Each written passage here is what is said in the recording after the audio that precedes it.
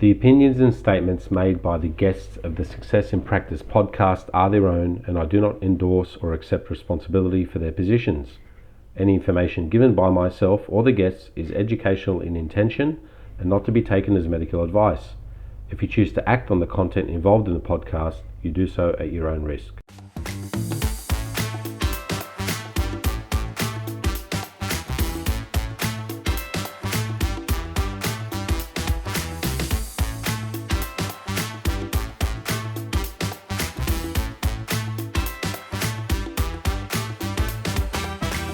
Okay, everyone, welcome back to another episode of the Success in Practice podcast. Before I start this episode, I just want to give you all some information about Success in Practice, and I guess where you can reach me. You can find me on the Facebook page, the Successful Practitioner Pathway.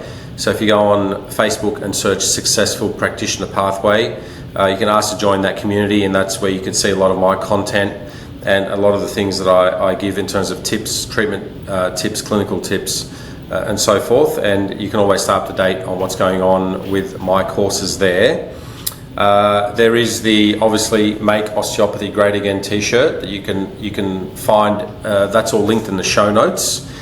And anytime you need to reach me, you can find me on Instagram at Sami_sportsmed or on Facebook via that Successful Practitioner Pathway page. Now, without any more interruption, I guess, from me, this is a very special episode. I'm quite pleased to be joined today by Dr. Raymond Perrin. Dr. Perrin qualified in 1984 from the British School of Osteopathy in London. Whilst at the BSO, he spent 3 years working in the children's clinic, where he gained much experience treating all ages of children from newborn babies onwards. He has also extensive experience treating top sportsmen and women, including Olympic athletes. In 1991, he was appointed official osteopath to the World Student Games in Sheffield. He has spent over 20 years treating stars of stage and screen, plus many household names from the world of entertainment, music and dance at his previous clinics in the centre of Manchester.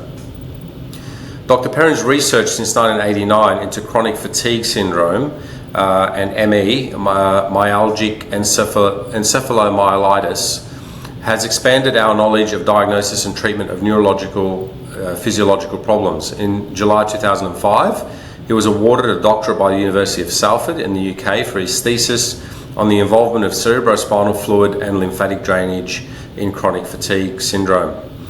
From 1996 onwards, he has been the research director of the FORME Trust. Since 2007, he has held the academic post of honorary senior lecturer at the Allied Health Professions Research Unit in the University of Central Lancashire in Preston, UK. Recently, he is the adjunct professor at the New York Institute of Technology in the field of osteopathic manipulative medicine. That's been a recent appointment that he's quite proud of. And for the past few years, he has also held the post of honorary clinical research fellow at the Faculty of Biology and Medicine and Health at the University of Manchester. In 2015, he joined the international faculty of the German School of Osteopathy in Hamburg and teaches osteopathic theory and practice to students in colleges all over Europe and to the medical profession worldwide. He's travelled to the United States, and now he's in Australia teaching his Perrin technique. In a study between 2015 and 16, he was a chief investigator of joint UC, LAN and NHS research project published in October 2017 in the online British medical journal, which demonstrated proof of concept of the Perrin technique for treatment of chronic fatigue syndrome. He has published papers in other major medical journals, and his best-selling book, The Perrin Technique, How to Beat CFS and ME, was published in 2007. A new and large second edition was published in March 2001, followed by a patient handbook to accompany his new book. For his service to osteopathy, Dr. Perrin was appointed a vice patron of the British School of Osteopathy, now known as the University College of Osteopathy, and he was the winner of the inaugural Research and Practice Award from the Institute of Osteopathy in 2015. Raymond, thank you for joining me today on the podcast. Welcome to Australia and welcome to the podcast. Thank you very much. Very blessed to have you here. For that extensive introduction. It's amazing when you say it quickly. It doesn't sound Sounds, oh wow, yeah, but it's 36 years of work that's got me to this place, and finally come to Australia to teach the whole of the Australian family of osteopaths my work.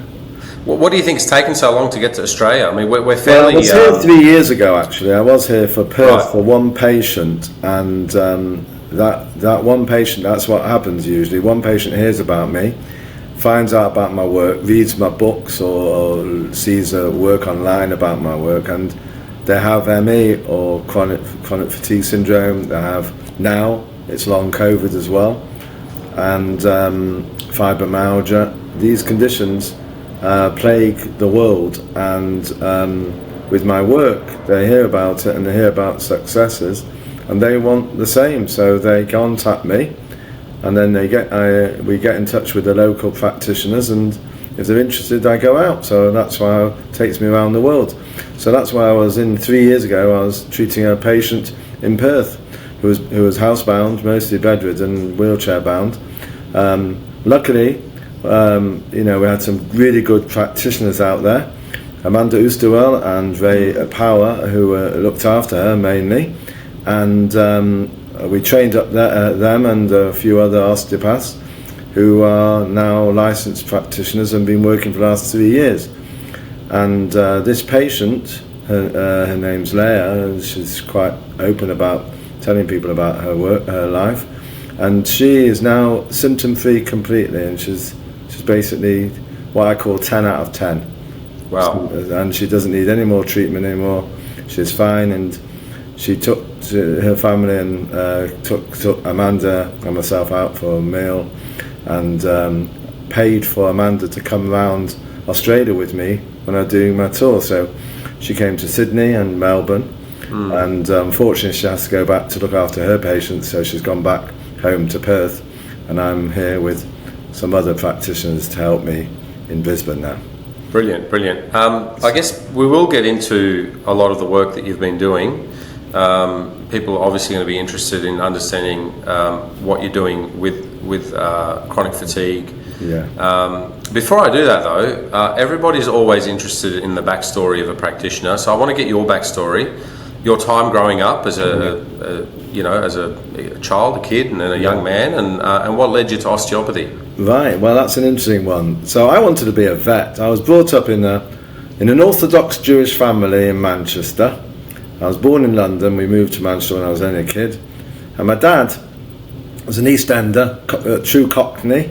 He had more probably when I was brought up, I could I had a real Cockney accent, and I used to say I'm Raymond from London, but I've changed a bit because in Manchester we don't speak like that. But I'd probably be good for Australian because it's similar. Anyway, so I was brought up in Manchester. And my father used to always talk about the famous Dr. Grumbaum in the East End of London, who was a famous osteopath, who was, if you look at the old picture post of London, there's a famous picture of an old osteopath swinging a kid's head. It's from 1940s, and that was Dr. Grumbaum. And he lived just next door, my grandparents and my parents and my father. So he knew about Dr. Grumbaum, who was a doctor from Czech, but because he had come over, they didn't recognise his medical qualifications, so he retrained as an osteopath and became a very famous osteopath in London. So my dad always talked for years and years and years about the famous Dr. Grumbaum, who he used to go to. And I was, so I heard about, I was growing up always hearing about the wonders of osteopathy, but I wanted to be a vet. And then I realised when I was working, went to work in a vet's practice when I was still in school, they had to do a lot of nasty things to animals, and I didn't like doing that. I said, how can you love animals and be a vet? And he said, if you love animals, don't be a vet. But then I found out osteopaths treat animals. There were some osteopaths treating horses, and I thought, I'll be a vet, I'll be an osteopath and treat animals. But I've never yet treated anybody's dogs, cats or horses or anything. I've stuck with humans. So, but that's what drew me into osteopathy, the famous Dr. Grumbaum. And then I realised he didn't have to qualify as a doctor, and 4 years in the British School of Osteopathy you could become an osteopath. So that's what I did. Right. So you obviously went to the British School of Osteopathy to learn osteopathy. Yeah. Discuss. I'm so old in the profession now. Well, we have many BSO graduates that are here in Australia. So there's a couple who were in college with me. So I know. And there's but I was interviewed in the first school of osteopathy, the first BSO in Buckingham Gate. So that was and then they moved to Trafalgar Square to Suffolk Street in the first year I was there, 1980. Well, tell me about your early influences in osteopathy. Like, well, first of all, I ask this of a lot of people. When was the aha moment for you? Like, you go into it as a young man and you think you know what you're going to get into. When was that moment for you where you go, you know what, this is something special? This is... Well, I think when I started, I had such amazing tutors and lecturers. Some of the great osteopaths of the 70s and 80s would train me, like Laurie Hartman was head of technique. Clive Standen, who's now a professor in New Zealand, he was one of my technique tutors. We had my main tutor in the sports injury clinic in the BSO was Cynthia Tucker, who moved over to Australia and set up Australian osteopathy. I think she was one of the. But she was one of the people down in Melbourne. Well, she was my tutor. For sports medicine, and then I had Stuart Korth and Jonathan Curtis Lake in the children's clinic, who were a pinnacle for cranial treatment in children, and they were all my tutors. So I was very privileged to have all those at the BSO in the 1980s. Yeah. We had a professor, anatomy professor who was Professor Haynes, who's referenced to Gray's Anatomy so many times. He was retired from the NHS at Guy's Hospital, and he taught us anatomy. We had Professor Tony Andreasen, who was a top orthopedic surgeon who'd changed and become much more into functional medicine, and he used to always say to us, surgery is terminal. So once you've done surgery, you can't change that. So he was really pro osteopathy, and I think they were the main influences during my college time. I was very privileged to have them as tutors and lecturers. Right. And those early years, I mean, when we discussed your introduction, initially you started working, you were treating a lot of children, you were treating athletes and sports I went back people. To Manchester. I unfortunately my family lost our house and business, and my dad lost his business. We had nothing. I just had the shirt I stood up in, and when I was in college, I had to raise funds from the local council to fund my college career. But I promised them I'll go back to Manchester if they gave me a grant, and which I did. I kept my word, and when I qualified, I went straight back to Manchester and set up a practice. There weren't many osteopaths in Manchester in the north. Most of them set up practice around London. So I was one of the few up in the north, and then I just, because it's Manchester so into sports, I started seeing a lot of sports people, and I decided that's where I was going to lie. I was going to go into the sports medicine side of things, and then I got invited to be the World Student Games osteopath in '91. Well, it seems like that your history seems like it's kind of I guess littered with more general practice, right? You're seeing children, you're seeing everyday mums and dads, you're seeing people on the stage and screen, athletes. How do you think those formative years, those first 5 or 6 years of your career, they seem so far away from something like chronic fatigue syndrome? How do you think those formative years played into what was to come later on? What was so important treating about children? that? I think treating children was a big part of my cranial knowledge, because I feel it's so much easier to feel the cranial rhythm with children and babies especially. So I think that I honed in on that. I think that helped. I think treating sports injuries was interesting because you had to treat. I mean, I treated some top names in sports, but also treated a team of cyclists and team of swimmers where you had such a diverse amount of injuries, and you had to get them ready for the next race or the next event, and it wasn't the standard osteopathic treatment where you can take time over it. You had a lot of pressure, and I think that pressure helped formulate working with very difficult cases and trying to solve the problem to get them up and about for the next race, whatever. So I think that was good, and also it introduced me to a whole load of doctors outside the profession and medics outside the profession I used to work alongside. Yeah. Okay. One of the side effects of me working on sports was once my wife's never forgiven me when one of the physios at Man United, Jim McGregor, phoned up and wanted me to see a footballer. He didn't say who it was, but it turned out to be David Beckham, but I was too busy to see him, and my wife's never forgiven me for not treating David Beckham. She said she would have held his hand whilst I treated him. I'm sure she would have loved to hold his hand and get a photo as well. Yeah, it's a true story, so I can say it because I didn't see him, so there's no patient confidentiality lost. No, that's good. I want to take you back to your university time. You got to see Irvin Kaur. Oh yeah, Tell us about that experience. Oh, that was amazing. Oh, you've done your homework, Sami. Look, I'm one to make sure I research what I'm about to talk about. Well, we learnt principles in those days, which was basically the work of Irvin Kaur. Very classical. Kaur's and Denno's work were fundamental part of osteopathy. And myself, I'll never forget, there was a guy called Quentin Howarth, whose father was a professor of philosophy in Liverpool University, and Quentin and I used to argue the pants off the lecturer at the time, Kathy Lake, because we said it's dogma what we're being taught.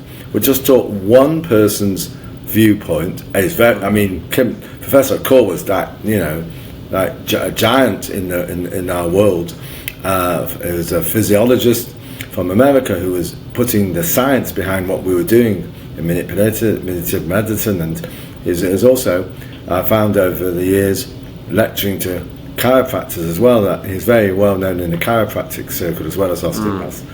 And but I argued about why are we only learning one person's viewpoint?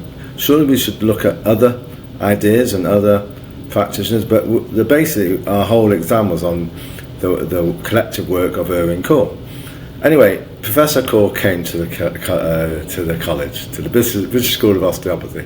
So Irvin Kaur was there on the platform, ready to give his main lecture, and all the lecturers of the BSO were behind him.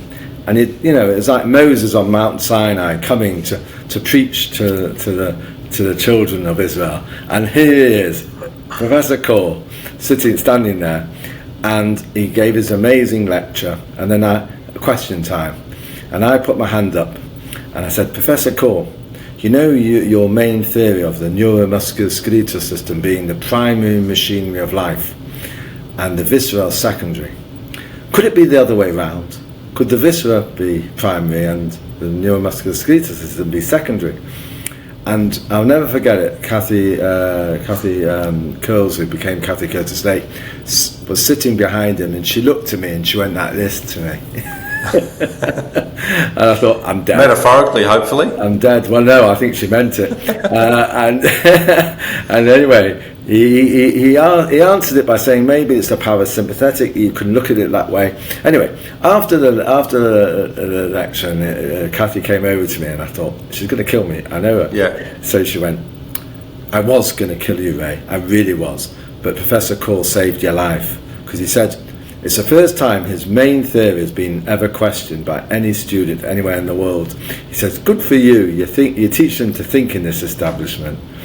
Yeah, so that's good. Years later, I sent him a copy of my PhD, which had, in his day when he did his work, they didn't know as much as we did when I did my PhD, and then since then we've learned a lot more. So So the research he did at that time was as much as they could do. Now we know completely lots of things that we didn't know. Like we used to think the sympathetic nervous system was just mostly an efferent system. Now we know it's mostly an afferent system.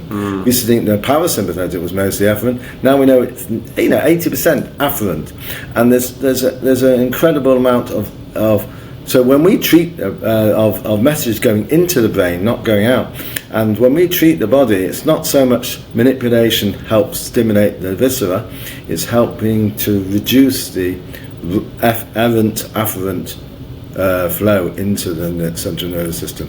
And that's you're reducing fatigue. So the thing is, when I sent him all my research work, he was so pleased and he was glowing about it. So before he died, I was able to get his support. Well, based on that experience, then I would assume that you're fairly open to people, I guess, questioning what you're doing. Absolutely. And I always ask them to ask questions. Yeah. And that's competition is probably not the right word, but the mixture of ideas and the back and forth debate is what really what we're after in terms of growing. No, I mean the famous quote is always, "I agree to disagree." Yeah, your particular approach, from what I understand, Raymond, is quite classical. You're heavy on your principles and your philosophy. Is that correct? Very much, because it all goes back to Still and Sutherland, nearly all of it. Okay, well then explain to us your original theory behind the connection, between the cerebrospinal fluid and chronic fatigue, and with good emphasis on, I'd like to really understand your thought process, like back in the day when you were kind of seeing these things and putting things together. What was your thought process like, and how were you able to link the dots? Right, okay, so... Hello everyone, I'd like to take a quick moment to thank everyone for watching and listening to the podcast. If you have received value from this episode, the kindest thing you can do for me is to like, share, follow, and subscribe to the channel on whichever platform that you are listening on. If any of the conversations have resonated with you and you feel that I can help elevate your practice, you can find me at successinpractice.net. That is, the Success in Practice program can be found at successinpractice.net. The Success in Practice program is the signature program that takes a practitioner who may be struggling with retaining patients. They may not be certain about building effective treatment strategies, and they may feel somewhat anxious and doubtful about what they are going to do with a patient. And they are not really accelerating in the real world of private practice. It takes this practitioner and it turns their careers right around to the point where the patients have an effective diagnosis and a real treatment plan that they can take home. Patients are happy to book in multiple sessions with you, and they are confident about your abilities. And more importantly, you now have direction and are confident about your own abilities. The program streamlines how you operate as a practitioner. Guys, you should have been taught this at university, but you weren't. You may have been practicing for the last few years thinking there has to be a better way. There has to be a more effective way of engaging with patients and getting them results. Well, there is. And this is what the program delivers. Go to successinpractice.net and check out the options available to you. See where I can help you easily grow your patient list and finally earn the rewarding income that you deserve. For all the information on how you can reach me personally, check out the show notes. Also in the show notes, you'll find a link to the chat transcripts from these podcasts. These are valuable and a wealth of information. I really hope that you're enjoying the podcast. Guys, leave a comment if there's any questions on this episode, and please, don't forget to like, share, follow, and subscribe to the channel. Now, back to the show. Basically, it all started with a sportsman. As I said, I used to treat the cyclists and the swimming team and everything. And the British cycling team was centred in Manchester. And before they became the Sky team, they were known as the Rally Banana team, because they used to wear yellow jerseys. And they rode rally bikes. So the banana team, they used to come to me for treatment. So this, so I was treating the rally banana team, and this cyclist came in who hadn't been cycling for 6 years because he said he had ME, CFS, and at that time I knew something about it. In those days, in 1980s, they used to call it yuppie flu. Young professional people were getting this this flu-like illness, that is fatigue, and so they called it yuppie flu, but it was much more than just fluish symptoms. But the thing is that they reckoned it was because they weren't getting fit enough. The doctors used to say they, overworked in their office, need to get out and do more exercise, and that would get them better. And that's where the graded exercise therapy started. They thought it was more like a form of depression. So they used to call it derogatory yuppie flu. And I knew about it from learning in college. We had one lecture on psychosomatic disorders where ME came up as one of them when I was in the BSO. So we were told, people have these conditions, smile at the patient, tender loving care, and they'll get better. So I smiled at the patient and tender loving care, and I treated his back problems, because he came in for back problems and pelvic problems, which are very common in cyclists. And you do a lot of sports injuries, don't you? Yeah. I think, yeah, so cyclists, they're mad. They're the maddest of all sportsmen, and they'll injure every part of the body. But the road cyclists, and they want to get up and carry on. But so they all have thoracic spine problems from hunched over. Extending their thoracics and sitting on their pelvis. They always have problems because they're falling off and injuring and putting a lot of strain to the SIs. So I treated his SIs and his pelvis, and I treated his spinal problems, and surely that they started easing off, and he was happy about that. But at the same time, he said, my symptoms for ME are starting to clear, and I feel better than I felt for years. And he carried on treatment, and within a few months he was symptom-free completely. So he said, listen, I've spent 6 years trying to find the answers, and you've obviously found them. So I said, I don't know how, but possibly because working on the thoracic spine in those days, we learnt about core and Denslo's work. So I said, well, maybe I've manipulated your spine and got it working, and that stimulated the sympathetic nerves, and that's why. So, and your work was fairly structural at the time? Structural. Yep. I did a bit of cranial always. I always, one of the things that which I'm passionate about is I was taught cranial when I was in the BSO, and we were taught, some practitioners weren't taught cranial. We had to call it functional sort of cranial, because we were trying to get degree recognition, and cranial was very esoteric. When I was in the BSO, we had a review at the end of college, which I starred in, and it was Monty Python-esque review. And I starred in it and directed it, usual. And we had one scene where we all came up as monks with candles, and all this, chanting and everything. And I go, he's all the dominators and all the rest of it. And then I go, is this the Osteopathy Cranial Academy? And it was that sort of thing. We were very esoteric, very out there. We don't want it to call it cranial, so we used to call it functional sort of cranium. And that's how we did it. We weren't allowed to do cranial in college. Right. So that's how I was trained when I was working, because in the children's clinic we had to use cranial. And but treating the cyclists, you were mainly doing structural work on him to get the results. Structural work and manual, soft tissue work. And I always did a bit of, for quite a few years, I found that doing effleurage, we learnt a few techniques for lymphatics, and I always did effleurage as well, because I felt that it was important. I didn't realise how important, but I realised it was important. So I did all that with this patient, and his symptoms started improving. And I said within a few months he was symptom-free. So I thought, well, what have I done? And he was one of these professional patients who had a whole wad of research notes and papers that he'd read over the years. He said, the answer's in there, read that and you've done that. So I said, well, maybe I've stimulated the sympathetics. And then I started noticing that other patients were coming in with similar symptoms to him. So they had undiagnosed ME, I think, for a lot of them. And I thought they had the same spinal problems, same mechanical problems, same symptoms. And I said, well, maybe it is a form of sympatheticonia, which we called it those days, which we now call dysautonomia. And I thought, this is what we're seeing. So I wrote a paper which was published in the BOJ, the British Osteopathic Journal, in '93, looking at ME from a biomechanical perspective. It was my first paper. It was... How was that received? Well, Stephen Vogel later on uses it as an example of how not to write a paper in the BSO.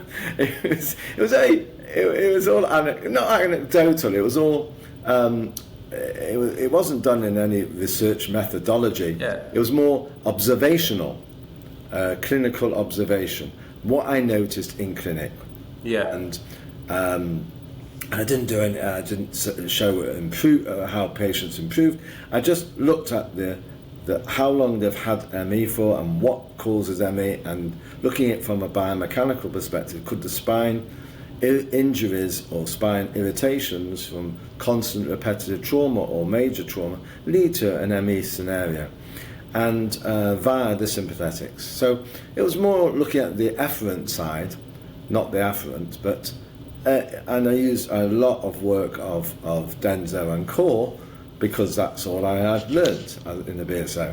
And the philosophy of osteopathy and the principles were basically the work of Core.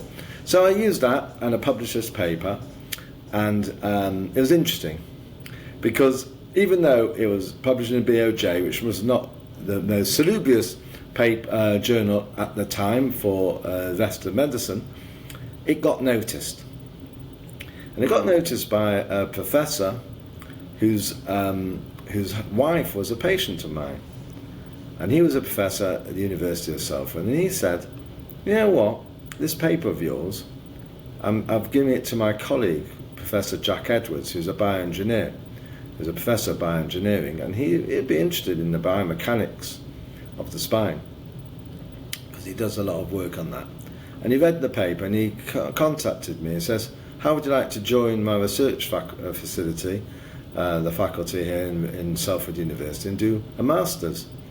So I said, well, I haven't done a BSc. In those days, I had a DO, not even a Bachelor's of Science. It was an equivalent, but it was a diploma of osteopathy. Diploma, yeah. And he said, no, your paper, I've looked at it, and is definitely a master's level already. So you can come and do this paper and do research with me. So we started research, and he introduced me to Dr. Pat Hartley, who was a health sciences lecturer, and she was a psychologist, and together we started research into this field, looking at my ME patients from a biomechanical perspective, and I then carried on. I'd finished 3 years part-time doing the masters, and he said, this is too good for a master's, this work, and we've got so much more to do. We should upgrade to a PhD. So with my wife agreeing to me continuing on, I did eventually 11 years at the University of Salford, and eventually I was part-time because I was working and trying to look after a family, growing family, and I got my PhD in 2005. All right. So how do you go from, I guess, working on the thoracic spine structurally to then making a link between cerebrospinal fluid toxicity and chronic fatigue syndrome? I mean, that's a bigger jump there. Big jump. Can you explain what happened? Like, how did you go, look, this is a bit more than just, some movement work through the spine? And I'm not trying to reduce what we do as osteopaths in the thoracic spine. Right. You're absolutely right. I don't want to reduce that. I think that's very phenomenal in itself, and it's very powerful.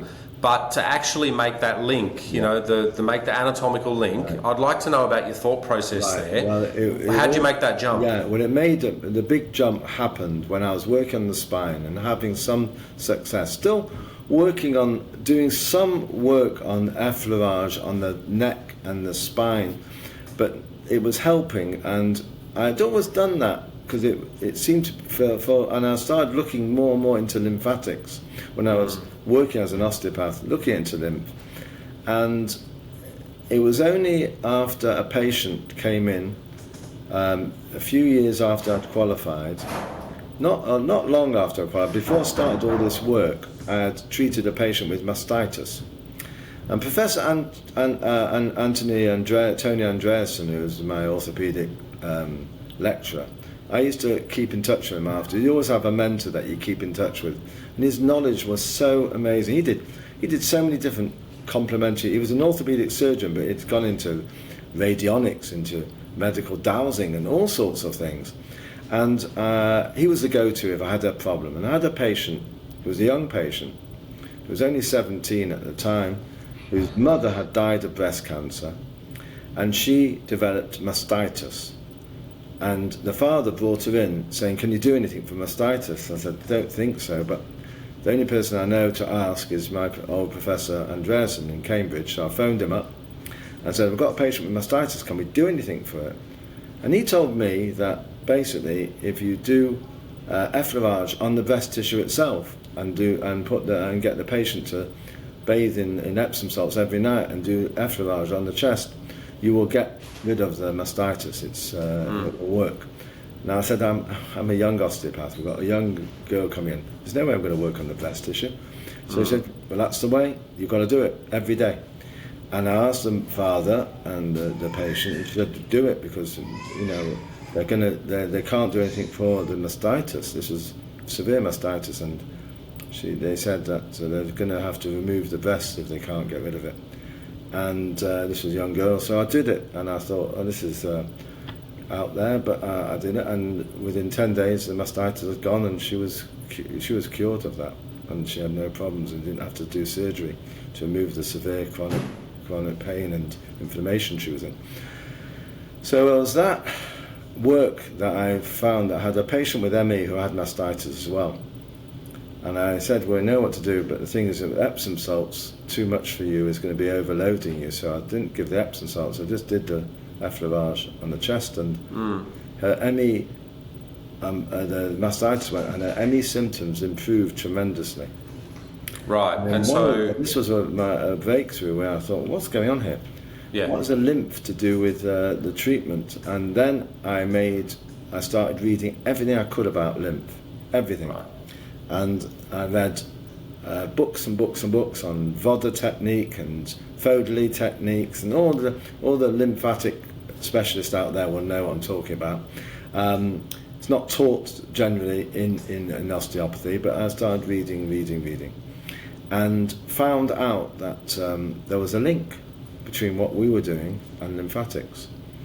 And it was made by John Kinmonth, Professor John Kinmonth, who was a surgeon in Royal Free Hospital.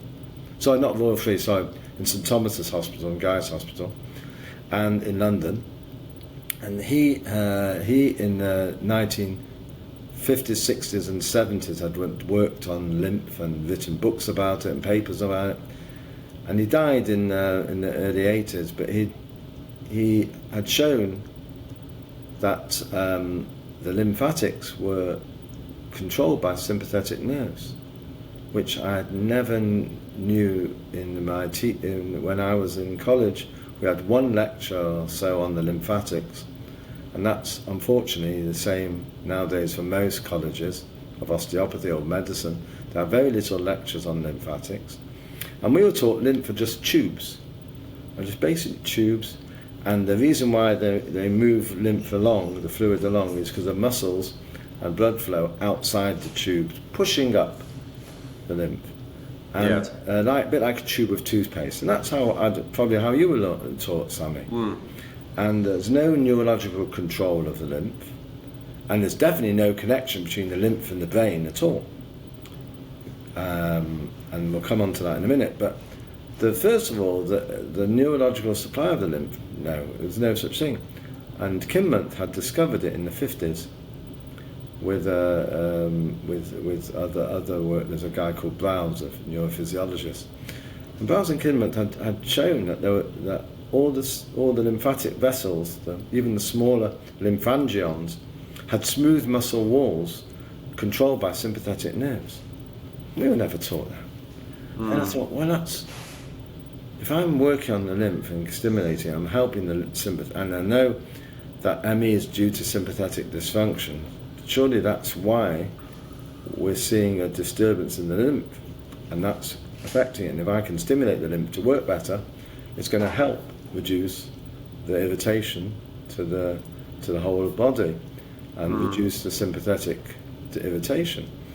And so I started looking into it more and more, and then I realised that there was more than this, and that the lymphatics were draining from the brain, which again we were taught didn't happen. How did you discover that, Ray? Because that's the jump that I'm interested in. Right. So most of the time we think about the lymphatics as I guess a place where some of the toxicity from the bloodstream and from the vascular supply tends to get drained out. Yeah. But not in the brain. If you look at all the books, the lymph will never be from the brain. It will have everywhere else but the brain.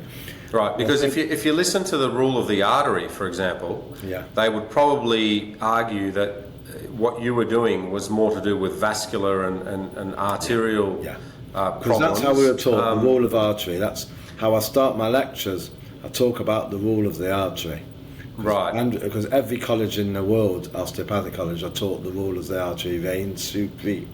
And so are you pushing back against that? Pardon? Are you pushing back against that? Yeah. Right, tell us. And pushing back by the guy that said it himself. The origin, Andrew Taylor Still, never ever said just the blood flow. If you look, I agree with that. If you look at the quotes, he said when you treat the blood and the cerebrospinal fluid and the lymph, he talks about all the fluids of the body. When you treat them, you help the body in perfect harmony.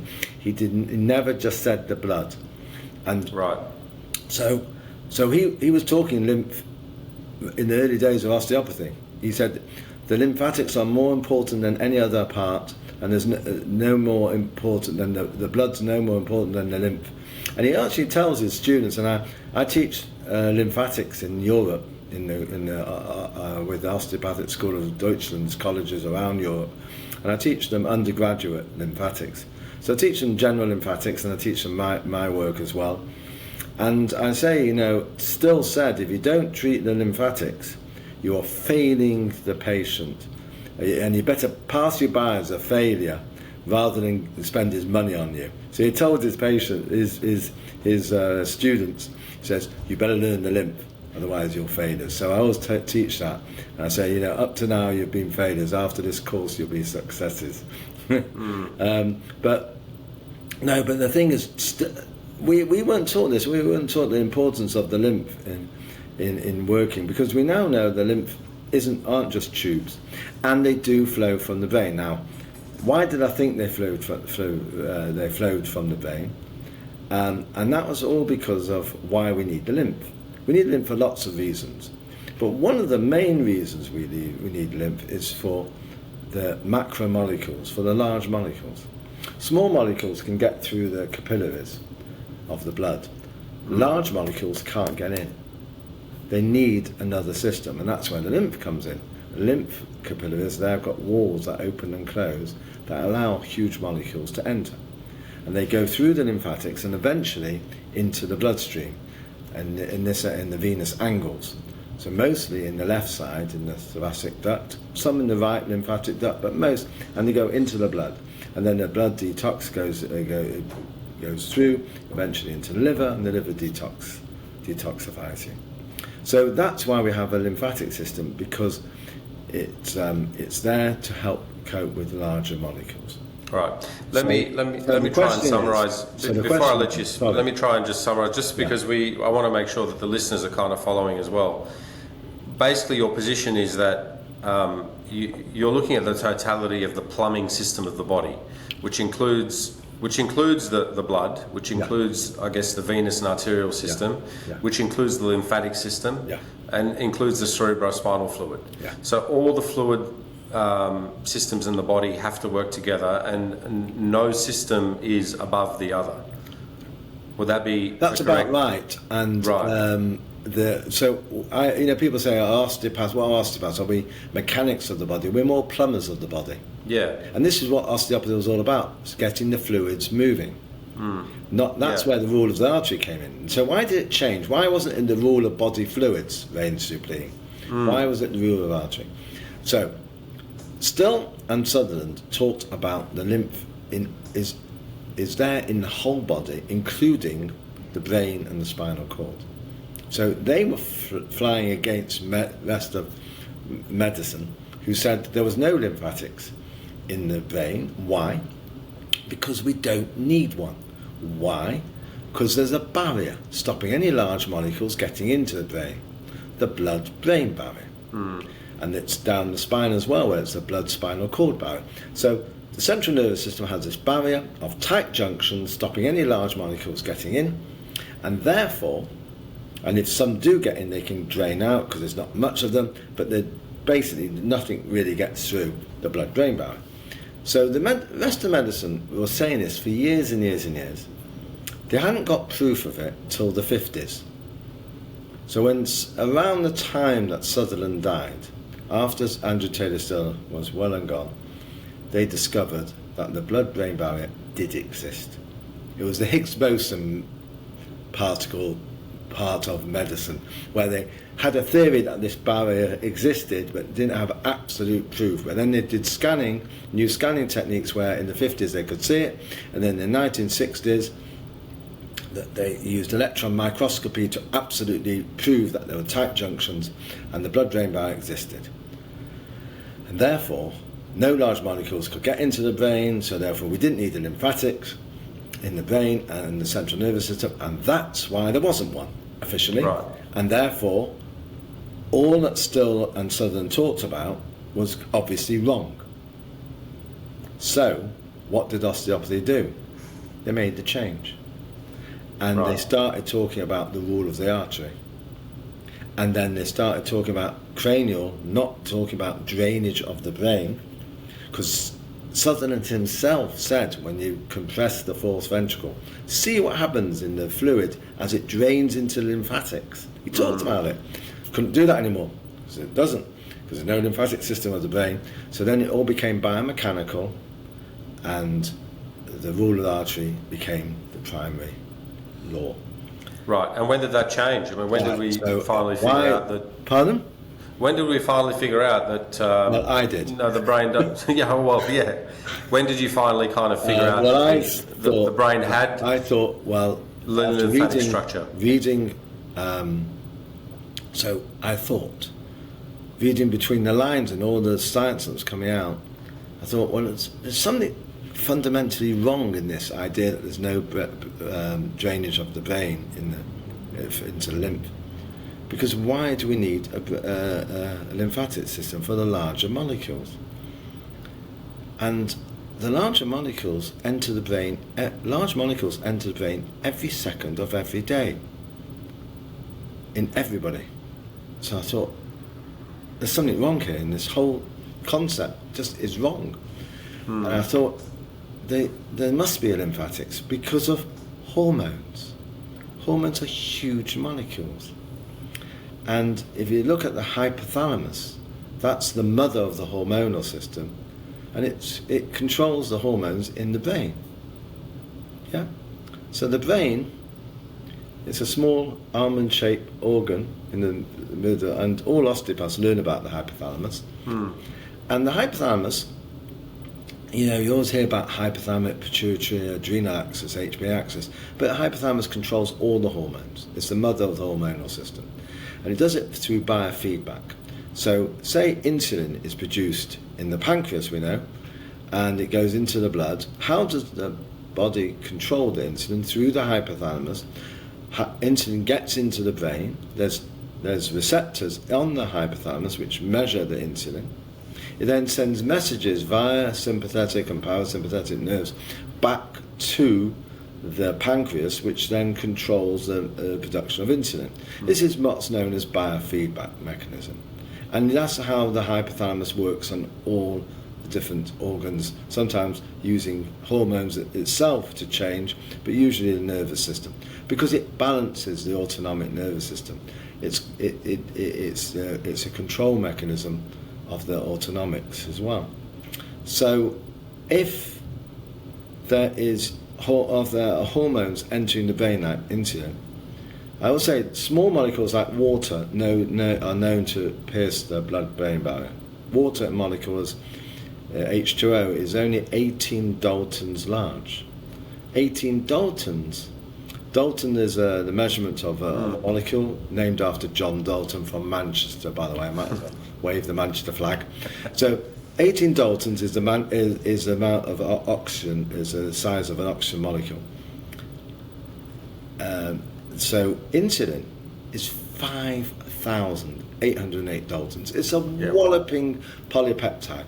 How can that get through the blood-brain barrier? But it does, because there's receptors on the hypothalamus. And therefore I realised there must be major gaps in the blood-brain barrier, allowing hormones to get in, but also allowing toxins to get in.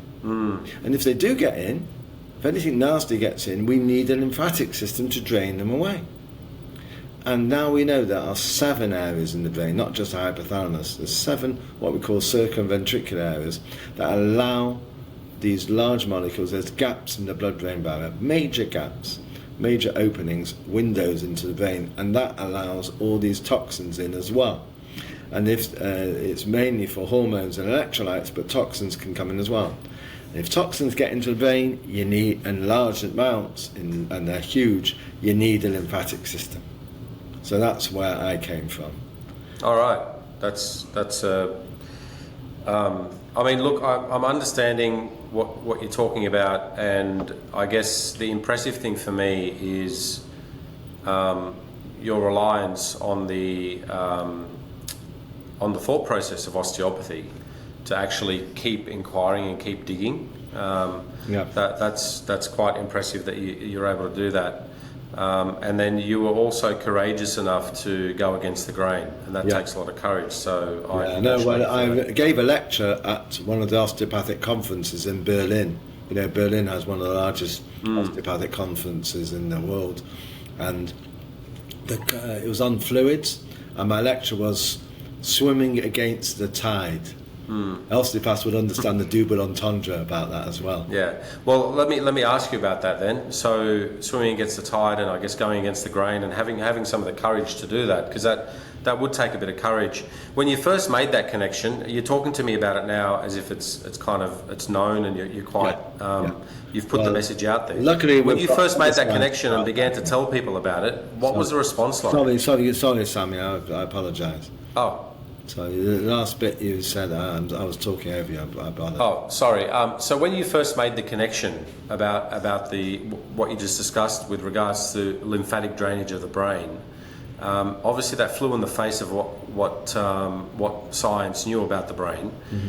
What was the response like from either within osteopathy? I mean, I don't think there would have been a lot of response from within osteopathy, because osteopath just kind of hadn't gone there. But what was the response like from, I don't know, I mean, there's probably 1,000 chronic fatigue associations out there and medical establishments that deal with this stuff. What was their response like? Well, I was saying that in chronic fatigue syndrome and other conditions as well, and that this drainage system wasn't working.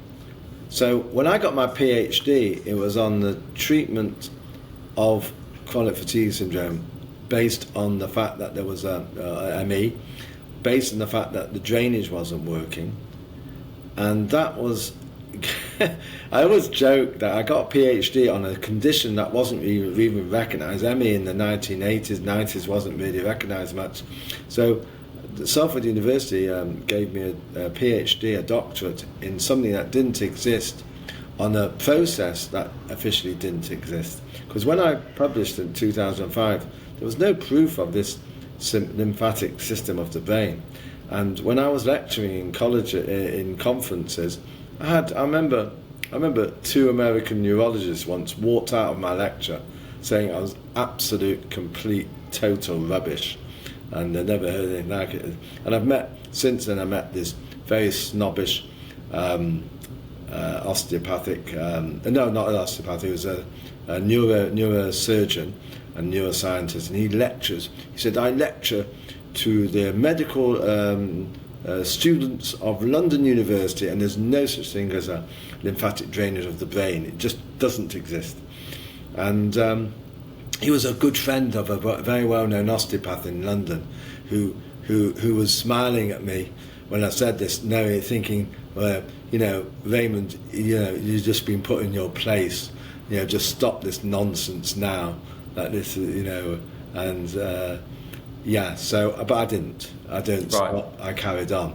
So we know now that that lymphatic drainage does exist in the brain. Yeah. How are we able to measure that? Like, is that something? So that was the work of Maiken Nedergaard, who's a wonderful Danish professor of neuroscience, who's based at Copenhagen University, and also based. She's a visiting professor, and she works at New York's Rochester University in the States, and she's done so much work to help my research. It's amazing, because she, being a professional neuroscientist and having a whole unit a few units working with her, she was able to go further. Now, she thought that there must be a drainage system of the brain from the point of view of the basal metabolic rate of the brain is quite high. And we know that if you have a high metabolic rate, you're going to have a lot of waste products. If you have a lot of waste products, there's got to be a lymphatic system. So that's where she came from. So she started looking at the lymphatic system of the brain from that point of view, and discovered, using new techniques, dual photon emission tomography, that the drainage of the brain did exist in mice. And I had hypothesized that in pictures, but we had no scanning techniques. We only had PET scans and SPECT scans when I finished my PhD. But then they developed dual photon emission tomography, where you could see blood and cerebrospinal fluid together. And I predicted, I said, this is what we'll see, that there's drainage around the blood vessels of the brain, the perivascular spaces. This is where the drainage will be. And Maiken Nedergaard in 2012, 7 years after my PhD was published, she proved in mice that this was happening. And then, since then, she's done a massive amount of research, and she termed it the lymphatic system, because it's a system of lymphatics from the glial cells of the brain. And the lymphatic system is now being accepted throughout the world as a major part of the drainage of the body. There's a drainage of the brain. And now they're starting to look at what conditions could happen if this drainage doesn't work. They're not up to the treatment part yet. They're just into the fact that they've discovered the lymphatics. But the thing is that it's always been in animals, it's always been in mice or rats. Or years ago there was work done on rabbits and sheep. But Maiken Nedergaard proved it in the human, and there's other people who have looked at the drainage of the brain, how it links to cerebrospinal fluid, motion. In fact, so much so that we now know that the compression of the fourth ventricle of the ventricles is the main force that pushes the lymph out of the brain, cerebrospinal fluid, through into lymphatics. And this is, and this was discovered by Professor Laura Lewis at MIT in Boston. She discovered this, and she's not an osteopath, but she basically discovered the rationale behind CV4 is actually it's draining the toxins out. And Maiken Nedergaard's work has just gone further and further. But nobody until last year, in October 2024, they finally did a work on humans. They had done on animals, but nobody had proven the lymphatics. So Portland in Oregon, they did they basically looked at a human's brain and watched what was happening with the fluid by injecting into the brain, watching it go into the brain in real time. And then, but how could you do this in the research? How could you actually inject fluid and see in the brain that it's actually going into these spaces? It was you had to open the skull up. Now you can do this with mice and rats. You can't do it with humans. But in Oregon they did by asking volunteers who had brain surgery.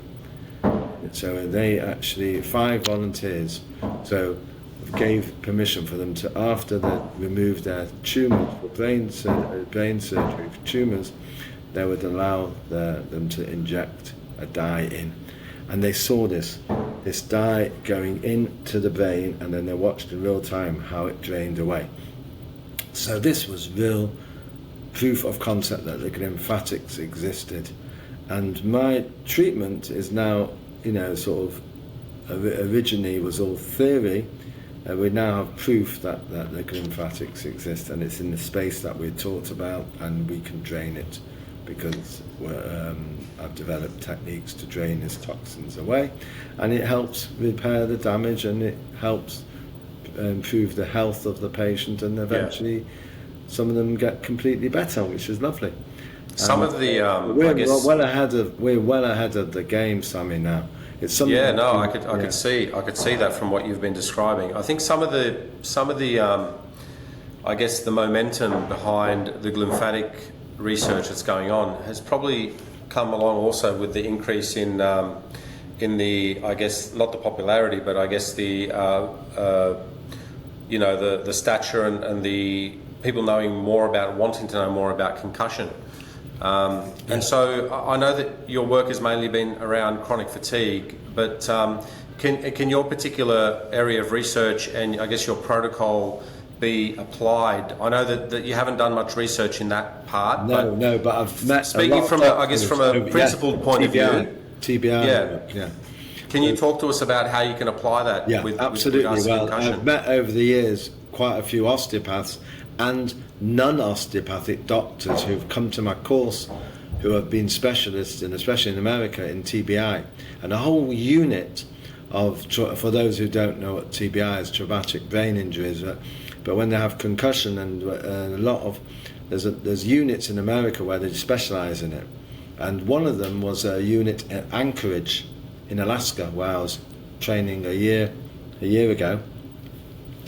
And when I was in Alaska, they just over a year ago, and I had a whole group of doctors, MDs, coming to my course, and they said, "This is crazy. It explains all the work. Your work explains what we're seeing in patients who've got TBI and concussion and trauma to the head. They're coming out with the same symptoms as ME, and we never knew why. Now you've explained everything."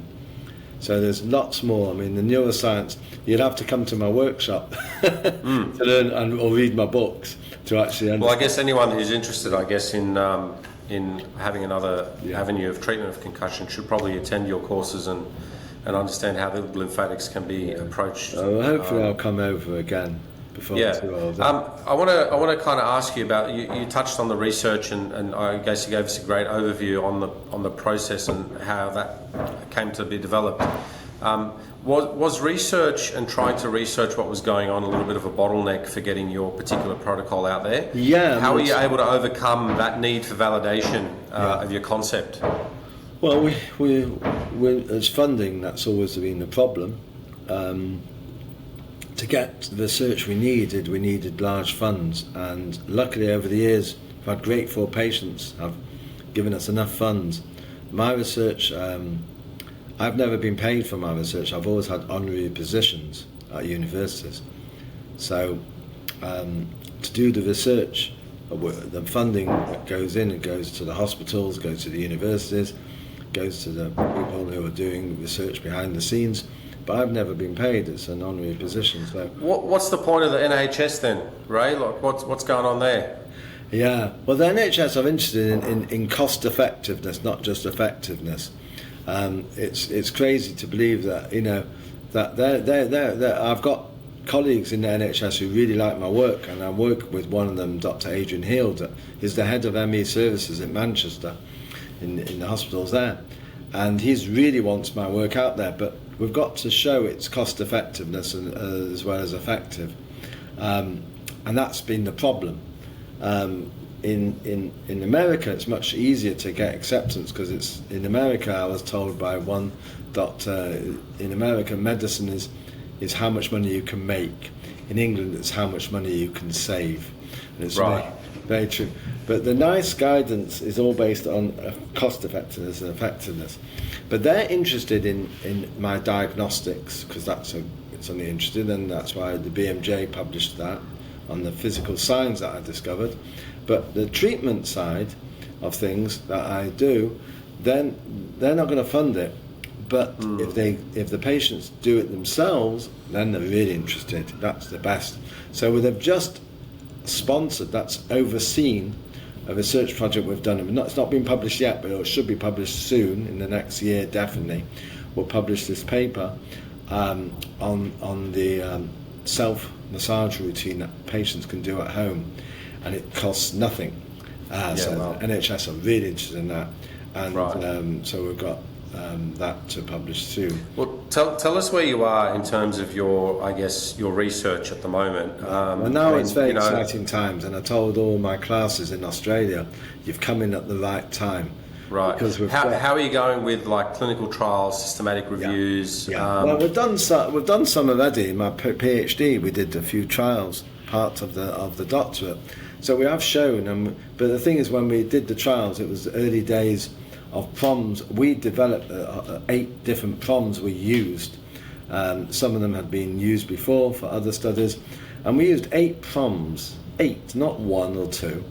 And now proms are the paradigm of choice, but then they weren't. It was all double-blind, controlled, randomized, placebo trial. If you didn't have that, it was worthless. And we can do that. But we used 8 proms, and we showed that the patients were improving. We published, there was over 40% improvement in the overall patient group, whereas the control group were minus 1%. And we gave the placebo to the controls because we told the control group, go out and get better in any way you want. You choose. Right. So we gave them the placebo, and they got worse overall by 1%, and my patient group improved by 40%. Right. And this was in my thesis, but it was published, but it wasn't thought about. The NHS known about my work for a long time, and I trained up practitioners years ago in the NHS, and we were going to set up a clinic, and then somebody pulled the plug and said, we don't want to open the floodgates, do we?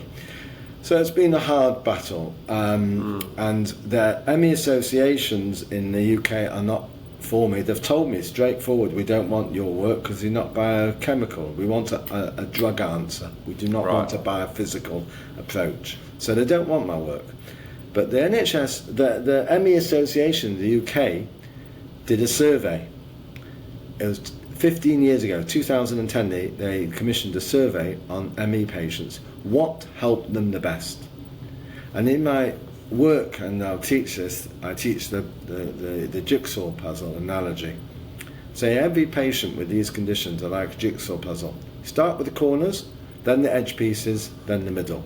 The corners is rest, relaxation, meditation or mindfulness, and pacing. Those are the corners. You've got to get that in right. Patients shouldn't push themselves, to rest. They should relax, not because Dr. Perrin's telling them to relax, but because they should take the pressure off their lives. And if they can't, they should learn how to meditate. And mindfulness is very good. And the pacing is the most important, half of what you feel capable of doing.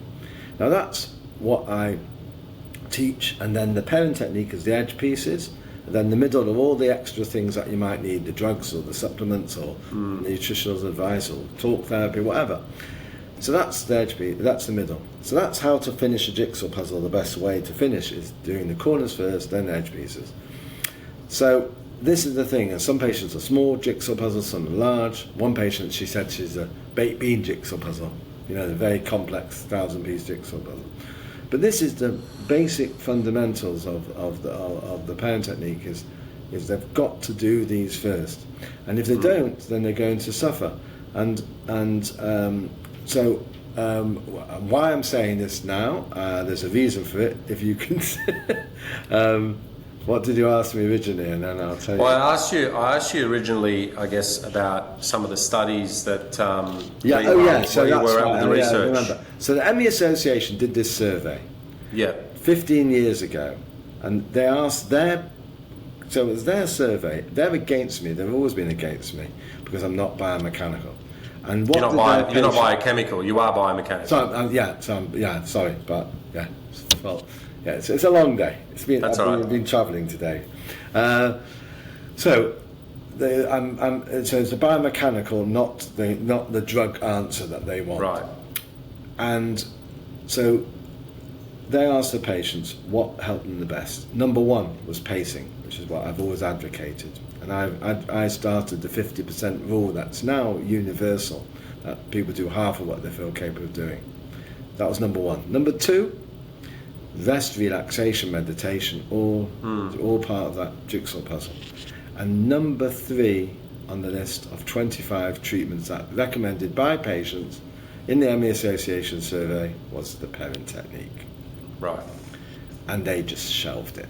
They didn't talk about it anymore. It wasn't worth talking about because it was exactly the opposite of what they wanted.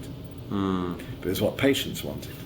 And when I got interviewed recently, earlier this year, by the Daily Telegraph in the UK, they asked me about the ME Association, what delegates me. And they said, they're really against, we've spoken to them. I said, do you know about this survey that they commissioned? And they didn't. So I showed them. And they put it in their article.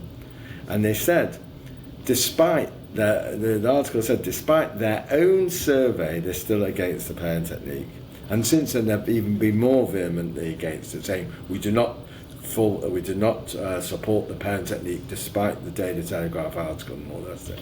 That article went to the Sydney Herald, and it went to the main papers in Melbourne. It might have been other parts of Australia as well, syndicated, and therefore everybody saw about this work. And I wanted them to know that the ME world out there is run by people that don't want to go forward with this. Yeah, right. And it seems like they're interested in a something that's going to make them a whole bunch of cash. And whilst there's nothing wrong with making money, I think the first priority should be helping people. That's what I'm up against, which is hard. So I guess that's a good segue for us to get into the Perrin technique. You kind of gave us a little bit of an introduction to it in terms of the jigsaw puzzle approach that you talked about. Can you tell us, I guess, broadly about the Perrin technique in terms of its nature and application, and then what can people who attend a course with you expect to learn? Yeah, well, basically, in a nutshell, it's the manual drainage of the brain and the spine using manual techniques with cranial and manual lymphatic drainage, so it's a combination of both. Right, and these are all techniques that osteopaths should be quite, they should Some have of them, yes, but basic knowledge in. We change the word. So, like kneading of the trapezii, we were taught to knead upwards, whereas I teach to go downwards. Okay. Complete opposite. Because Right. upwards is going against the drainage of the lymph. So you're not actually thinking about the lymph. So everything I do involves the lymphatics as well. And we teach this as part of the course. So the Perrin technique involves the lymph, involves a lot of lymphatic work on the neck. And in fact, I teach it as we use a lot of oil to reduce friction. So when we teach it in the neck, I always teach it as the Jamie Oliver, because he used loads of oil, splash it on. So in Hamburg, when I was teaching it, somebody said, just like Jamie Oliver, loads of oil, and it just stuck. So now I teach us doing the Jamie Oliver when we do the neck. And if Jamie's watching this, hello. Right. Raymond, It's very, very simple technique, but it's learning the nuances, learning why we do it, learning the details, learning how much to do and what the pressures are. That's what my course teaches. Right, well that's important. I think the why is important, but I guess coming from, I can only speak of my experience, and I guess my particular training involved lots of training in, I guess, the respiratory circulatory model and in lymphatic techniques. Yeah. So, and they seem to be the core of what you're doing in terms of the Perrin technique. Yeah. But the lymphatic techniques that we were taught, you were taught, a lot of them are pump techniques where looking at the deeper lymph. And so as soon as I realised the lymph was involved years ago, I tried those and patients were getting worse and worse and worse. And I thought, what's going on? And then I realised that the treatment that we do mainly, the pump technique, is non-directional. It's to stimulate sluggish lymph. We open the Simpson's fascia first. We open the venous angles first. Always go to those first. But that's actually, if the lymph is working the wrong way, it actually will make you worse. And my earlier patients, when I was trying different lymph techniques, were getting worse and worse and worse. Wow. I was thinking, what? So some were improving, and some were getting much worse when I tried new techniques like thoracic pump, milli pump. There's different pumps, and we were sort of doing all this, and I was thinking, what's going on? And I realised that those techniques were to stimulate lymph to work in the right direction. Because people didn't realise that in those days that the lymph was connected to the sympathetics, and if the sympathetics are dysfunctional, it causes a backflow. And if you Yeah. stimulate the lymph to work more in the wrong direction, you're just going to get worse. And that's what we're seeing. And it seems like there's a specific protocol that people need to follow to basically be able to rely on the data that you've to be able to rely on the data that you've produced. Sorry? So I've made the mistakes in the past that my patients forgave me for trying new things, but nowadays we're a much stricter regulatory body where we couldn't just experiment even with the patient's permissions, and so I don't advise, unless you're in college situations and in research situations, to practice on patients. But in those days, that's what I did. I was trying different things to see what worked, what didn't work. And when things didn't work badly, didn't work well, and patients were crashing, I backed off and I thought, what have I done wrong? And this is so important. And cranial, now I will never do cranial without lymph drainage. It's all part of the whole drainage system. So why did you, I guess I'm asking this question, why didn't you call it the Perrin protocol instead of the Perrin technique? Well, it sounds better. Perrin protocol sounds better. The Perrin technique was coined not by me originally. Right. It was coined by a professional, by an osteopath, who was doing things that were definitely non-professional for their patients. I'm not going to go into details. Right. He said, this is the Perrin technique, which it wasn't. He was doing a lot of things he shouldn't be doing. So we basically alerted the authorities. He got struck off, got arrested as well for doing things. He called it the Perrin technique. So that is how the name started. And I had a friend of mine who was a patient of mine as well, who was an intellectual property lawyer. And he said the only way you can prevent this from causing any problems in the future is trademarking the name, licensing it to the profession, and making sure you protect your name in the future. And that's where the Perrin technique got born. And you're the first blogger I've ever revealed that to, because I'm ashamed of that practitioner in the UK that did that. Well, but it's not your fault. I mean, people kind of apply it. So that's why we called it the Perrin technique. It was never called the Perrin technique. That's an exclusive, I guess. It was called, I called it the osteopathic treatment for ME. Wow, okay. Well, I guess then that leads me to my next question for you, and this is something that I want to really push you on. For me, and listening to you talk, and like I said, I'm very proud of what you're doing, because I'm an osteopath and I'm all in on osteopathy, and I really believe in osteopathy's special place in healthcare. And so what you're doing is osteopathy. Right? And I've seen a lot of things, a lot of concepts, a lot of treatment techniques kind of be born of osteopathy and then kind of get hijacked, and the fascia became very nouveau, recently with physiotherapy and myotherapy, and, muscle energy technique got rebranded into PNF. And there's a lot of things that osteopaths have contributed and never really get credit for. And I'd really like, Ray, and I think you do this, but today's the first day we've really sat down and had a chat. Do you promote this as osteopathy? Like, are you saying... It's an osteopathic technique. The Perrin technique is an osteopathic technique. I always promote it as that. The trouble is that in America, when I'm training practitioners, the osteopaths, in America are doctors, and a lot of them don't actually do hands-on. And we have more hands-on manual lymphatic drainage people and physical therapists doing this, who want to learn my technique. So they can't diagnose, but they can treat. And then the osteopath sees them once, charges quite a small fortune compared to what we charge, and for the consultation. And then it's treated by manual lymphatic drainage.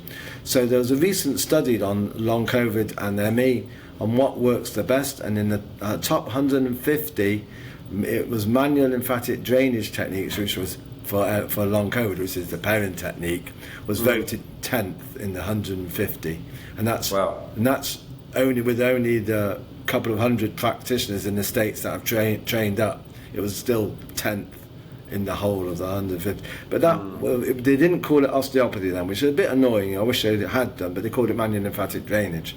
But it's still up there. So it is an osteopathic technique. It's born by the original origins of osteopathy were still, and Oh, it's the principles are right behind it. right behind it, all the way, that the drainage of the brain does exist. We do it, we treat it using cranial techniques, and the cranial is interesting because I know there's a lot of controversy still among osteopaths about cranial and non-cranial. They don't understand the science, which I've done. I published a paper in 2007. They can read it. It was all based on my ideas without actual proof that the lymphatic system existed. Now we know it does exist, and there's so much evidence to look at other diseases like MS, like Parkinson's, like motor neuron disease. There's a lot of different diseases that have been linked to lymphatic pathway problems. And I looked at the whole of the science. I love science. I love physics. Physics explains a hell of a lot what we do. And one of the principles I looked at was the cranial rhythm itself, the cranial rhythmic impulse. When you feel it, you can feel the rhythm, but where does it come from? And nobody could explain to me a logical reason for the cranial rhythm. So I decided I'll look into it myself. And during my research, I made a breakthrough discovery, which you talked in the introduction that we had a paper published in the BMJ. It was more on the diagnostic side, not the treatment, but it showed that the diagnostic signs that I have developed and tried and tested for ME, for neurolymphatic problems, include the cranial rhythm being disturbed. So what is the cranial rhythm? There's other signs of irritation of nerves that we look at, and doctors can understand that, but the cranial rhythm, how do we explain the cranial rhythmic impulse to doctors? And I'm going to explain this to you and your listeners, because you'll understand it then.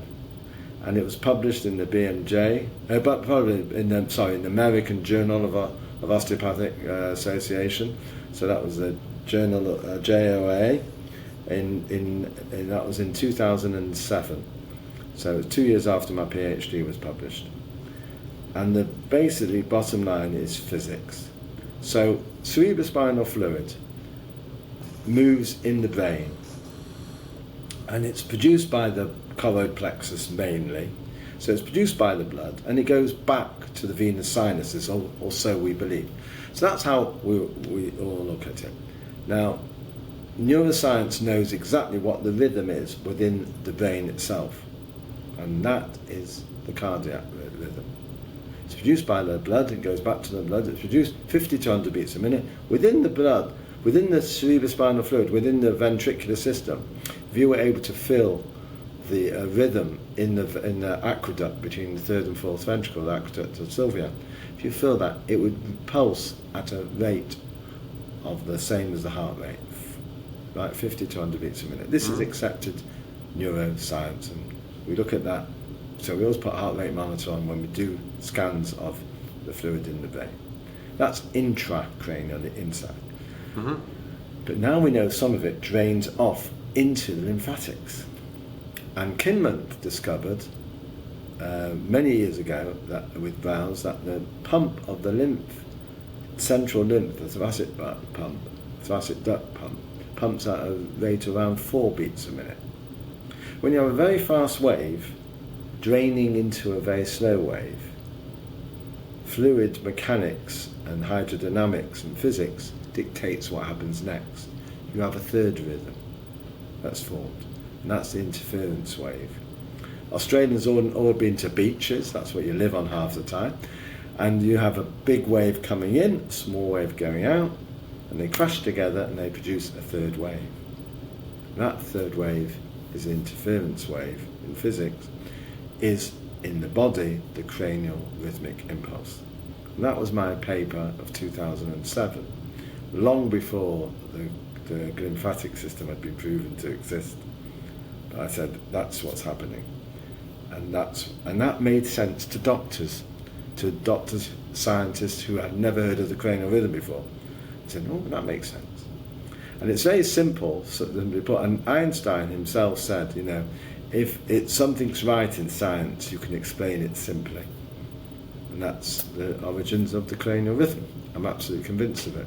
Yeah. Yeah, wow, that's makes the sense. first time I've heard of it. It does make sense, and it makes sense because you explain it from a physics point of view, and so we can then start to rationalise it and understand it. And I think part of the problem is the fact that not everybody has the palpatory experience to be able to get there. But that's not an osteopathy problem, that's a practitioner problem. Yeah. And that's something that needs work on from a skill set point of view. Yeah. Yeah. I always say that talent plays a big part in our profession, like every other profession, you know. It's like we have to have this inter-rater reliability that we always go to when, you know, you're not going to have an inter-rater reliability amongst people that just don't have the palpatory experience to be able to feel it. Yeah. There's nothing wrong with that. They'll probably get there, but it doesn't mean that it invalidates the reliability. We did research, and that was published in the BMJ. That's what you said, that we did research on the physical signs, and we showed the inter-rater reliability was very high for the physical signs, and that we had an 86% diagnostics using the signs that I'd developed based on physically examining for this neurolymphatic problem in the head and in the chest and in the back. So we had these signs, and patients had to be only diagnosed, practitioners had to diagnose only using these signs. And we had against this doctor, it was a blind control study where the doctor, who was a top specialist, could only use neurological and physiological signs, and looking at the rheumatological signs like strength and muscle movement and how they got up and down, and did they look ill. And he only got 44% of the patients correctly diagnosed as ME, and we got 86% diagnosed, and that was a blind control study. So we didn't know history, we didn't know symptoms, and we got that high. And if we actually have the history and symptoms, which we do in clinic, we have as virtually 100% success in diagnosing these. Wow. So just to summarise for the listeners, from what I understand with your Perrin technique, and especially the courses that you're teaching, what people can expect is obviously they're gonna understand the protocol that you use. That is then backed up by the data that you've accumulated. Yeah. They will also have their techniques refined to be able to drain the lymphatics outwards instead of inwards. Yeah. And you'll teach some of the refinement of that technique. Yeah. But most osteopaths should have the basic understanding and the palpatory experience and application to be able to pick that up without They should do, and Yeah. they're excited when they understand why and how. And we go through it, it's very practical based. Even the theory, I make it very interactive. Right. And that's what the licensing offers. Would that be correct? Yeah, so it's trademarked, so that my intellectual property can be used by people who are licensed to use it, and we don't, and it protects the patient. And we in England and the OA as well in Australia are looking at the insurance company to insure only people who are trained properly to do the Perrin technique, because we don't want people to say, right, I've read the book, I know what to do, and they go gung-ho into it. Yeah. You know, sometimes they have to, but they can ask advice first. But you know, I have practitioners in the past who were top cranial specialists. They do cranial, and they overdid. One top cranial practitioner overcooked the patient literally, and the reaction was this patient was put in bed for months and months after doing it, and thought, what have we done wrong? The patient amazingly came to me or got in touch with me and said that this has happened, what's happening, and still trusted me as an osteopath enough to be able to work out what was wrong and what needed to be done. And she basically had done cranial without doing the lymph, and without doing the lymph you can create a pressure within the head and not draining it out. Cranial is part of the neurolymphatics, that's definite. So when you stimulate the cranial, you should do lymph as well. So this patient didn't have it, so she got much worse. There was another case of a really good manual practitioner, osteopath, who manipulated the cervical area, the lower cervical spine of this patient, the cervical dorsal area, and not knocked the whole sympathetic nervous system out of kilter to a point where the patient was severely bedridden for over a year, just with one manipulation, because they didn't know what they were doing. Yeah. Now, I teach what you should do and what you shouldn't do, how to do it, what pressures to use, how much pressure what not to do, and that's what the course is all about. Yeah. And then I guess protect the patient. you know, there's good medicine and bad medicine, and like all medicine, if it's done properly, it can be very helpful. But it can also be harmful if not applied properly.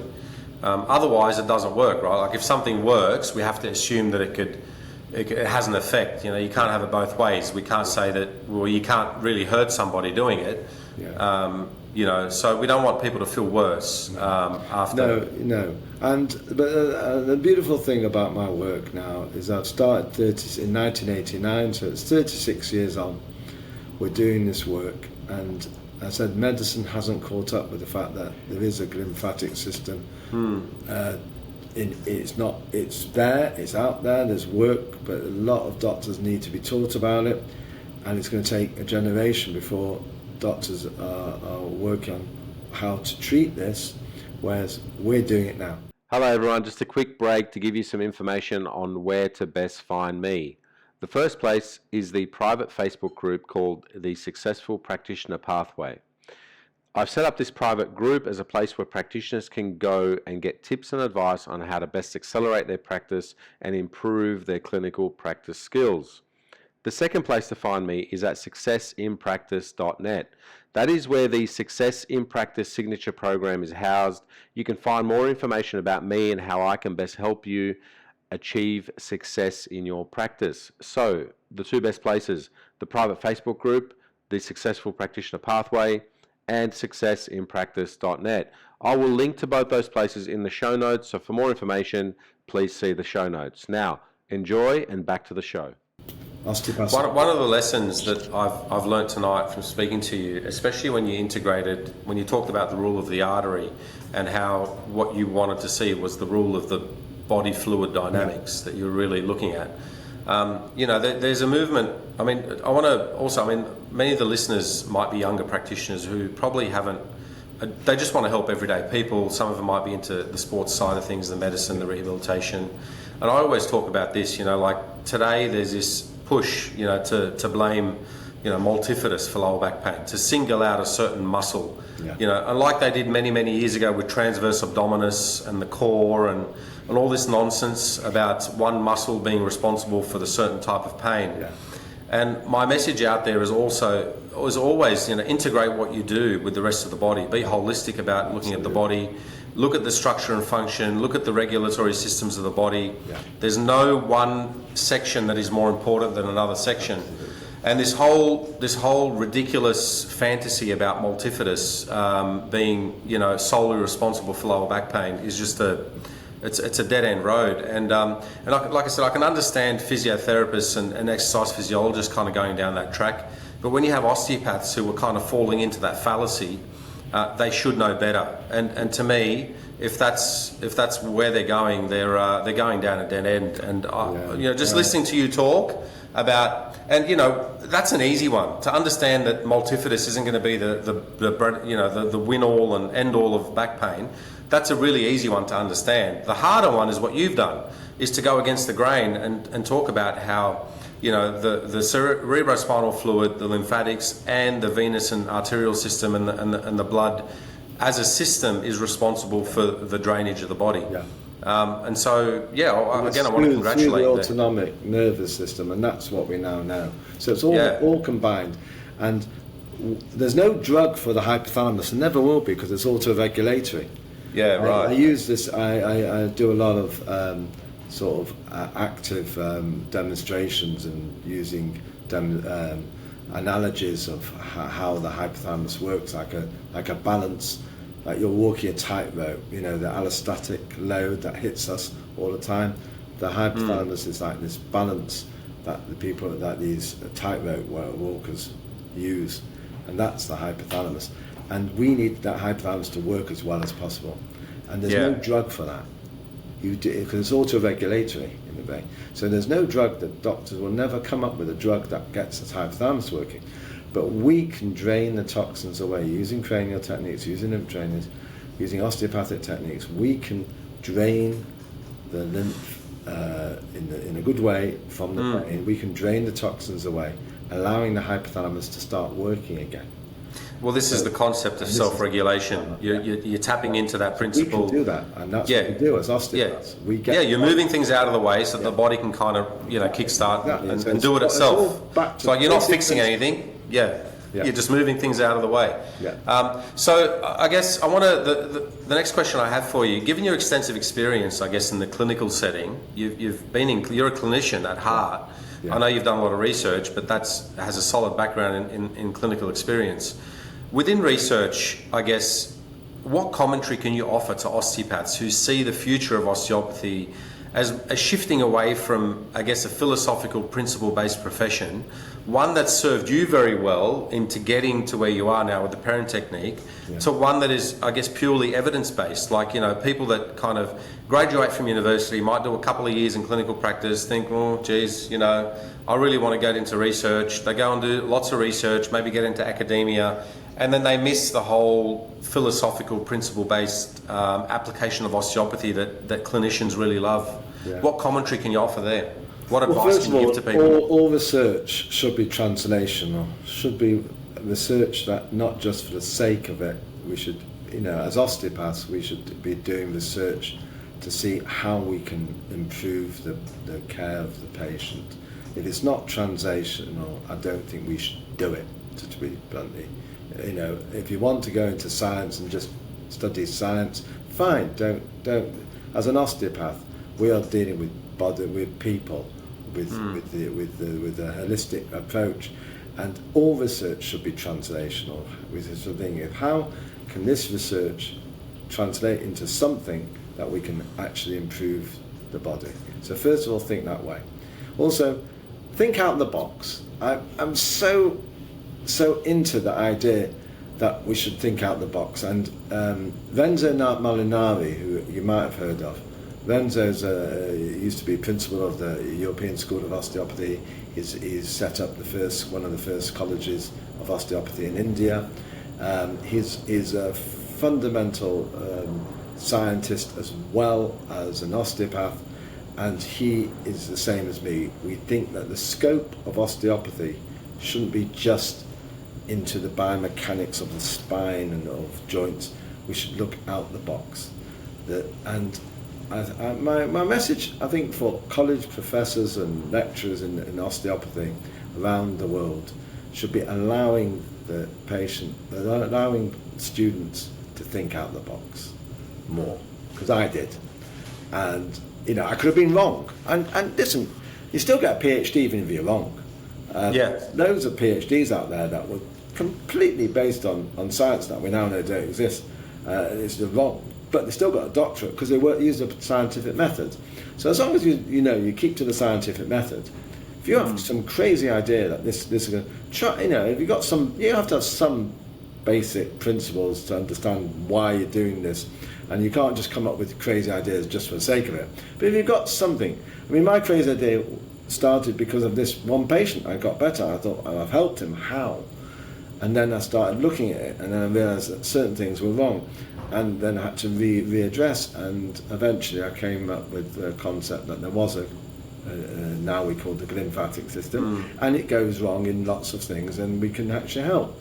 And the main, and if you keep headstrong and don't let your detractors stop you from your ideas. If you believe in something, you follow the scientific method, and your crazy ideas might one day turn out to be right. And that's my message to the I want to ask you about, I guess you mentioned earlier about the PROMs, the 8 different PROMs that were developed. Do you feel that research, especially in the field of manual medicine, is moving away, or has to move away from the old double-blind, randomized, controlled, placebo model? That seems more like a pharmaceutical lenient. Can't do a double-blind trial. Yeah, Because you know yourself. to be the standard. Is PROMS going to become more the go-to now for clinical research? It is already becoming the go-to for a lot of studies. And we had 8 PROMs in my doctoral research, 8. And yet it was just dismissed by the Western medicine because it wasn't a double-blind trial, randomized controlled trial. It was dismissed as not worthy. And it's crazy. And I presented recently, I was at Nova Southeastern University. That's one of the largest. They have a $200 million neuroimmune institute there, amazing facilities, housed in the School of Osteopathy in Nova Southeastern University in Fort Lauderdale. And Nancy Klimas, runs it, she's one of the foremost, she's a leading, not one of them, I'll say she's a leading immunologist in the world of ME. And she runs this institute, and it's housed in the Osteopathic College. So we had osteopathic students there who were short to be qualified as doctors, and they came along for my workshop, and she was listening to my 3 days of teaching. And then when I got to this point where we had this trial with 8 different PROMs, they all were just amazed. I said, Ray, we didn't know you did all this research. I said, it was done years ago, and my doctorate, it was published 20 years ago. But people didn't look at it then, because who was it as an osteopath reading out this research? But they realised that, now PROMs are accepted. When we did it, this was before so we were a bit ahead of our time. We developed these, we said, let's do this research this way. And we had 8 PROMs, and all of them showed an improvement, and then it stayed improved after the year of, we just saw it, did the improvement last, and it did, and it was over 40% overall improvement compared to -1 of the control group.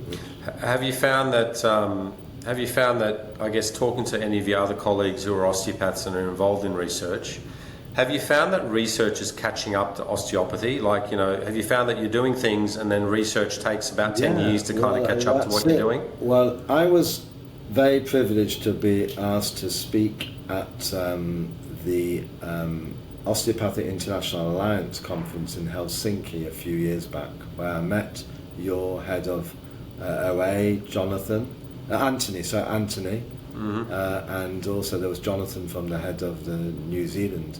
So they were both there at the meeting. And this was a more business meeting of osteopathy, not a science meeting. But they asked me to deliver my lecture on long COVID, being the very apt thing.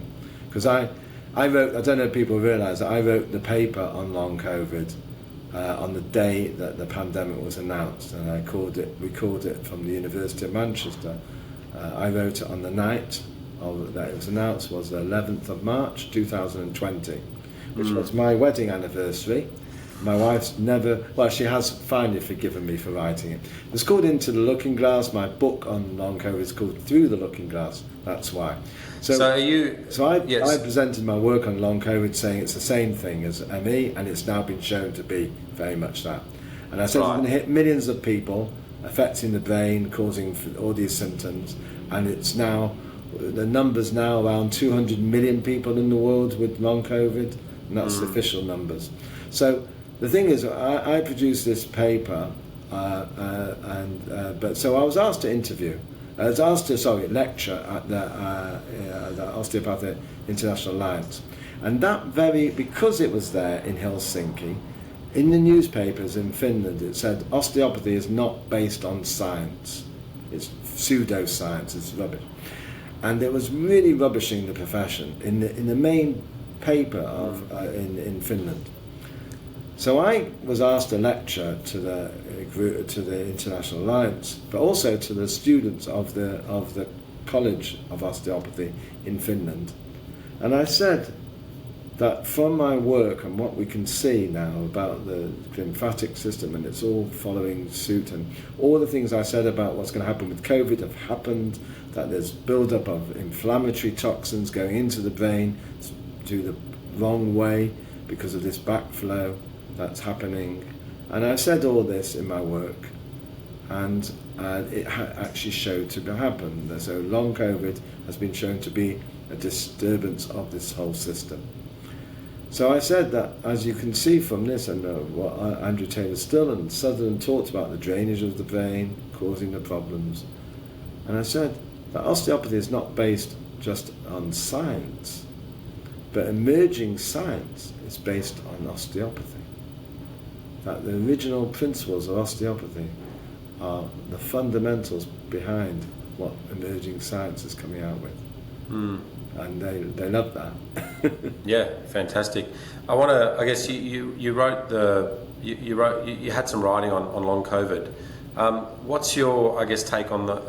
Are you seeing vaccine injury as well? Are you putting that I in the same? mentioned about that in my book, and I talked about that vaccines were always known to trigger ME because of the adjuvants and the preservatives that were toxic to a lot of patients. So I said right at the beginning, when we have vaccines, would they harm some patients with ME? Would they trigger ME? And we've seen this. We've seen this definitely. It's harmed some patients. It's actually caused problems. But we knew. How prevalent do you think it is? Well, I think it's not as prevalent as the long COVID. Right. And having COVID itself presented more of a problem than the vaccine.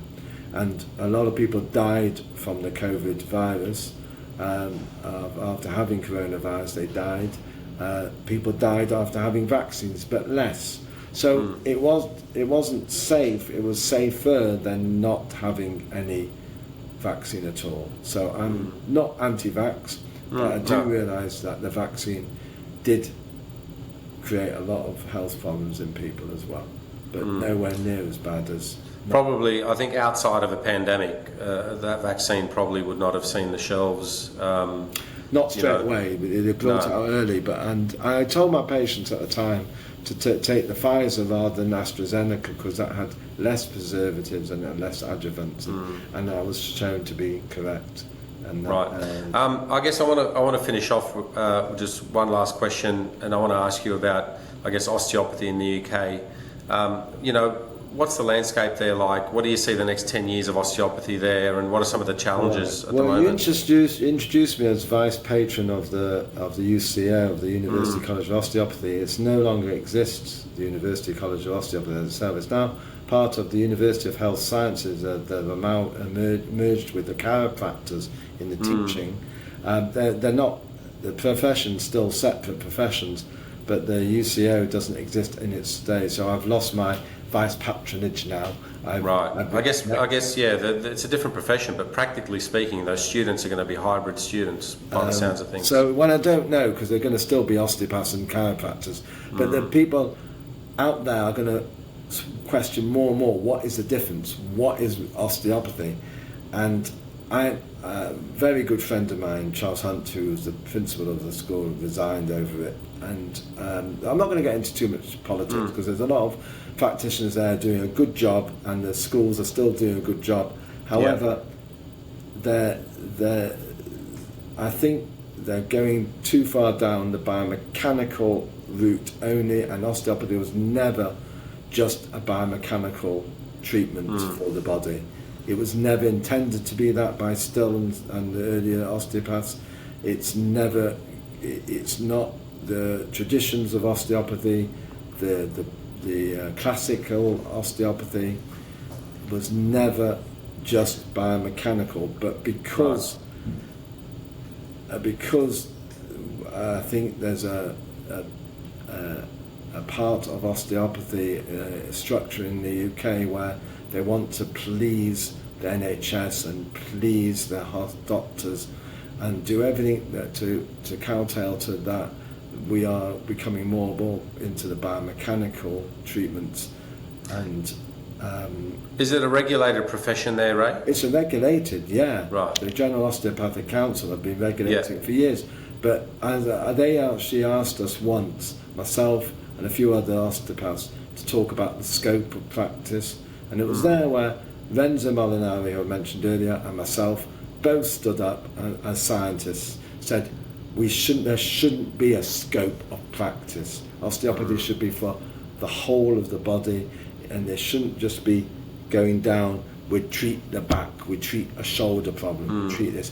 That's not what osteopathy was about. However, there's a big battleground out there, Yeah. One of the things I can see that happening. I see the need for government regulation wanting that that kind of, you know, pigeonhole for it. And then there's also the pushback from the classical osteopaths who understand that. That's why my science is so important, to validate all the things we're doing, and that's where we're up to now. Just to finish off, I've got the beginning of one of the largest studies ever done using objective data, MR scanning, looking at biochemical changes, biomarkers, involving the University of Manchester, involving my new university, new college where I work now as an adjunct professor, and that's NYIT, that's York Institute of Technology, where I'm a visiting professor there.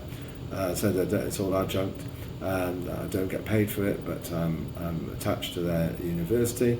We've got Nova Southeastern that I mentioned in Fort Lauderdale, one of the largest research clinics in America that does work. The Bateman Horn Center in Salt Lake City, non-osteopaths, they want to be involved in my study. And I said we've got the University of Manchester still involved, and a grateful patient of mine, of one of my colleagues who used the technique, grateful colleagues, grateful patient paid for a whole new centre in Cambridge in the UK. We've got a CT scanner, we've got labs, and we'll be doing a joint collaborative study into the Perrin technique. And we're doing a pilot study first, and I hope to do a large, major controlled trial. And this will be the largest, probably the largest study ever taken place in an osteopathic technique. Yeah, well, we'll keep an eye on that. I know there's some students that are currently at university here in Australia that are following your work very closely and are interested in that field of work. But I want to thank you, I guess, for joining me tonight. I want to wrap it up because you've had a heavy schedule. Thank you so much. I know the listeners have really enjoyed that, and stay on the line with me. But for everyone else, thank you for joining me. Thank Dr. Perrin as well, and I'll catch you on the next episode.